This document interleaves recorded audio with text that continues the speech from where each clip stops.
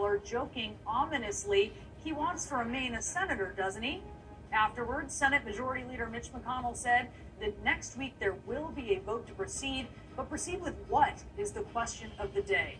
The White House is defending President Trump's second previously undisclosed meeting with Russian President Vladimir Putin at the G20 summit. The deputy press secretary says it was only a, quote, brief conversation and will not say what was discussed. But a senior official says the two presidents spoke for nearly an hour at the end of a dinner. There were no U.S. officials at hand, only a Russian government translator. I'll be talking with Congressman Eric Swalwell of the Intelligence Committee, and our correspondents, specialists, and guests are standing by with full coverage of the day's top stories. To our breaking news now. President Trump twisting arms at a luncheon for GOP senators today, making a last-ditch effort to keep a Republican health care plan going. We begin with CNN congressional correspondent Phil Mattingly. Is the president beating a dead horse here, Phil? Yeah, Brianna, yesterday afternoon, Senate Republicans were ready to just have the vote. No, if the vote was going to fail, it was procedural. They were ready to have it this week as soon as today, until the president called and said he wanted more time. Why? Well, we get to see it firsthand this afternoon. Tonight, President Trump desperately deploying a last-minute pressure play on Republican senators to revive all but dead Obamacare repeal effort. We're in this room today to deliver on our promise to the American people to repeal Obamacare and to ensure that they have the health care that they need. We have no choice. We have to repeal and replace Obamacare. Surrounded by 49 GOP senators, the president trying to muster the prestige and power of the White House. Any senator who votes against starting debate is really telling America that you're fine with Obamacare. Something GOP sources have repeatedly complained has largely been lacking in the effort up to this point, as Republicans remain intractably split on the path forward. Trump Wednesday touting key elements of the Morebound Republican plan.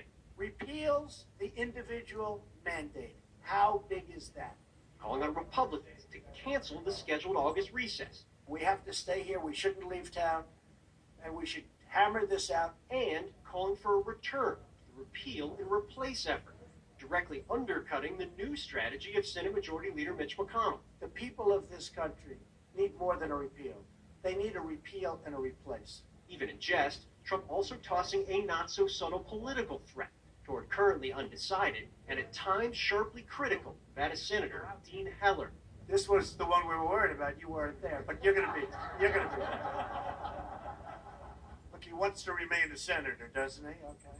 For Trump, who so far this week has supported a repeal-only effort, then called for doing nothing at all, now a third position in just 2 days, and one that runs headlong into Capitol Hill reality. Republican leaders still don't have the votes. But after the meeting, Senate Majority Leader Mitch McConnell making clear he still intends to move forward with the health care push next week. We cannot keep the commitment we made to the American people to repeal and replace Obamacare unless we get on the bill. Next week, we'll be voting on the motion to proceed. And I have every expectation that we'll be able to get on the bill. Oh, well, back at the Capitol, GOP senators praising today's meeting.